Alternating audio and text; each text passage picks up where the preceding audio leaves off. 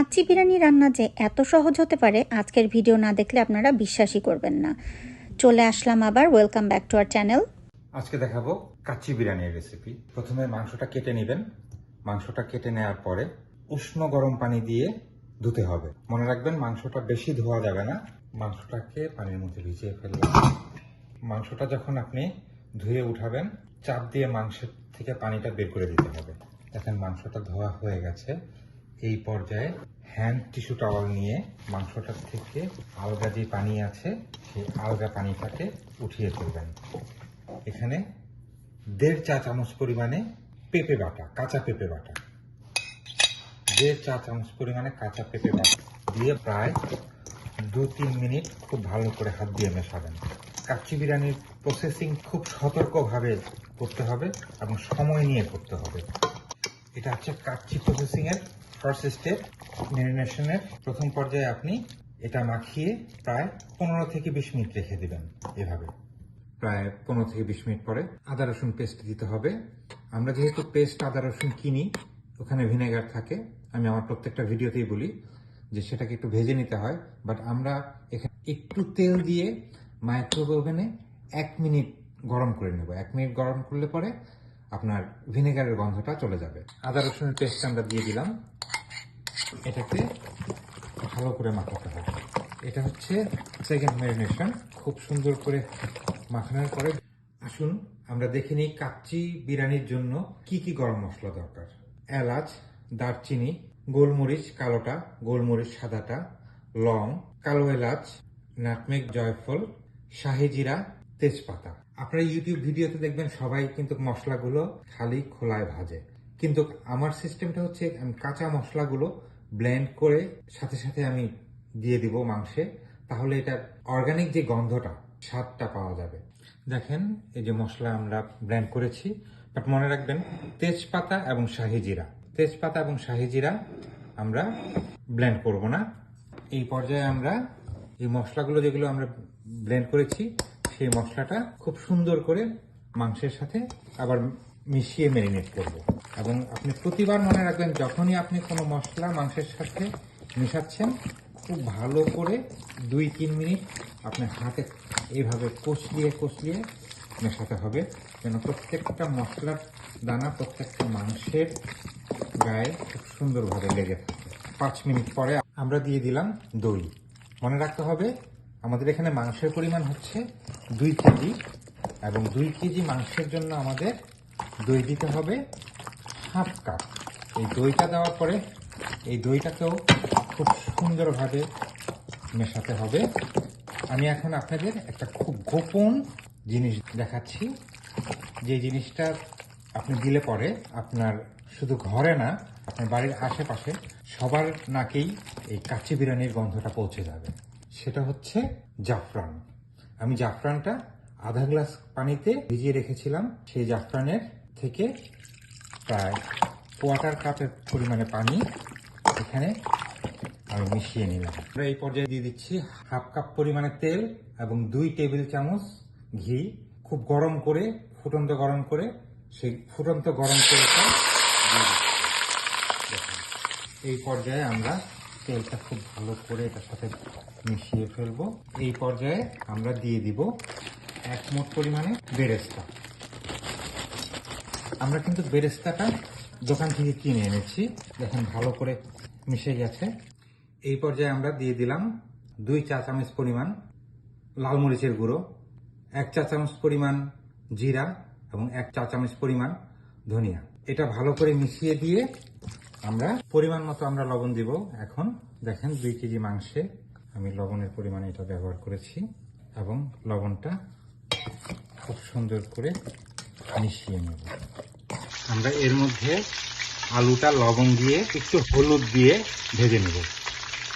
দেখেন আলুটা ভাজা হয়ে গেছে। এইভাবে লাল করে একটু ভেজে তারপর আলুটা উঠিয়ে ফেলুন। আমরা প্রথমে চালটা ভিজিয়ে দেব, যেন চালটা ভালো করে সোক করতে পারে পানিটা। এখন আমরা ভাজা আলুগুলো দিয়ে দিব, আপনার আলু মাখিয়ে দিব। পানিটা যখন বলক চলে আসবে তখন পানিতে একটু বেশি করেই লবণ দিবেন, সাথে একটু দারচিনি, তেজপাতাটা একটু মধ্যে ছিঁড়ে দিবেন, শাহি জিরা, ঢেকে দিন। এই পর্যায়ে আপনি একটু তেল দিয়ে দিবেন। তেলটা দিলে পরে আপনার ভাতটা ঝরঝরা হবে। চালটা দিয়ে দিন।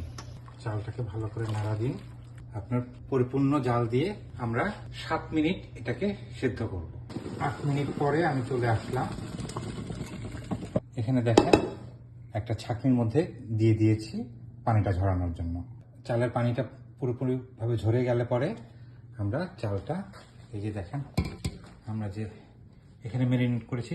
এখানে একটা জিনিসের কথা বলতে ভুলে গিয়েছিলাম, সেটা হচ্ছে জৈত্রিকটা আমরা অন্যান্য মশলার সাথে ব্লেন্ড করে নিয়েছিলাম। আপনিও দিতে ভুলবেন না জৈত্রিকটা। 2 কেজি মাংসের জন্য আমরা নিয়েছি 1 কেজির চাইতে সামান্য বেশি পরিমাণে চাল। এইভাবে আপনি ভাতটা দিয়ে খুব সুন্দর করে এভাবে ছড়িয়ে দিবেন এবং ছড়িয়ে দেওয়ার পরে আমাদের বাকি জাফরানের পানিটা আমরা সুন্দর করে ছড়িয়ে দিয়ে দিলাম। এখানে জাফরানের পানির সাথে আমরা 2 চামচ গুঁড়া দুধ দিয়েছি। গুঁড়া দুধ দিয়ে মিশিয়ে জাফরানের পানিটা দিয়ে দিলাম। উপরে আমরা কিছুটা হালকা ঘি দিয়ে দিলাম, যেটাকে খুশবুটাকে আরো সুন্দরভাবে আপনার পাশের বাড়ির ভাই এবং ভাবির নাকে পৌঁছে দিবে। তবে তারা যদি অভিশাপ দেয় সেটা কিন্তু আমাকে দোষারোপ করতে পারবেন না, তাদের দিয়েই খাবেন প্লিজ।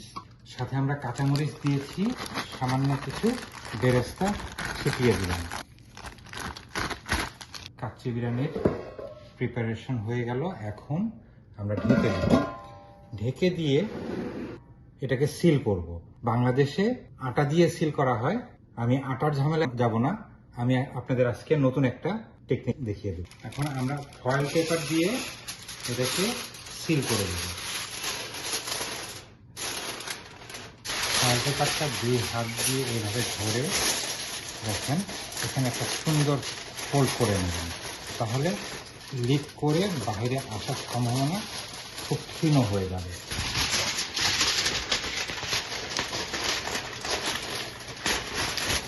এই পর্যায়ে দেখেন একটু মধ্যে একটু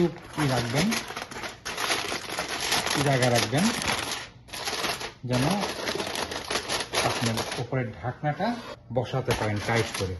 যাতা দিয়ে এই পেপারগুলোকে এইভাবে বসিয়ে দিন।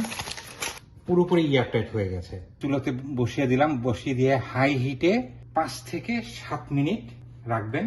আপনি এখানে হাত দিয়ে অনুভব করবেন কখন পরিপূর্ণ গরম হয়ে গেছে। দেখবেন যে 5 থেকে 7 মিনিটের মধ্যে হাঁড়িটা পরিপূর্ণ গরম হয়ে যাবে। ওই সময় আপনি আস্তে করে লো হিটে নামিয়ে দিবেন। দেখেন উপরে হাতটা দিলে পরে হাত প্রচুর গরম লাগছে। যেহেতু উপরে হাত দেওয়ার পরে গরম ফিল করছি এবং সুগন্ধ আস্তে আস্তে বের হয়ে আসতেছে, আমরা চুলোর তাপটা কমিয়ে লোতে দিয়ে রাখবো। মোটামুটি একটা ভালো লো পর্যায়ে দিয়ে দিব এবং পাতিলটা একটু ঘুরিয়ে দেব যেন নিচে না লেগে যায়। মনে রাখবেন যে কাচ্চি বিরিয়ানি রান্না করার জন্য পাতিলের নিচের তলাটা যেন খুব হেভি হয়, তাহলে কাচ্চি কখনোই নিচে লেগে যাবে না। চলে আসলাম 1 ঘন্টা 10 মিনিট পরে, মোমেন্ট অফ ট্রুথ। আমরা এখন পাতিলটা খুলবো, দেখি কি অবস্থা। পাতিলটা খোলার সময় খুবই সাবধানে খুলবেন, যে এটার ভেতরে যে বাষ্প আছে এটা আপনার হাত বা অন্য কোথাও লাগলে পরে বাষ্পে ঝলসে যেতে পারে। ওয়াও, উফ, আমি আর সহ্য করতে পারছি না, আমার এক্ষুনি খেতে হবে। দেখেন চালটা পরিপূর্ণভাবে সিদ্ধ হয়ে গেছে। আমি ভাতটা এবং কাচ্চিটা নাড়া দিয়ে মিশিয়ে দিচ্ছি। এখন আর ভিডিও বেশিক্ষণ করতে পারবো না, কারণ এটা গন্ধে আমার ক্ষুধা লেগে গেছে এবং মনে হচ্ছে গত 1 বছর যাবত আমি খাই না। দেখেন চালটা কি পরিমাণে ঝরঝরা হয়েছে এবং মাংসগুলো কি সুন্দর হয়ে গেছে। এই পর্যায়ে আপনাদের আমি বলবো, প্লিজ আপনারা ট্রাই করেন এভাবে, এবং আপনাদের যদি ভালো লাগে তাহলে লাইক এবং সাবস্ক্রাইব করতে কিছুতেই ভুলবেন না। ধন্যবাদ আমাদের সাথে থাকার জন্য।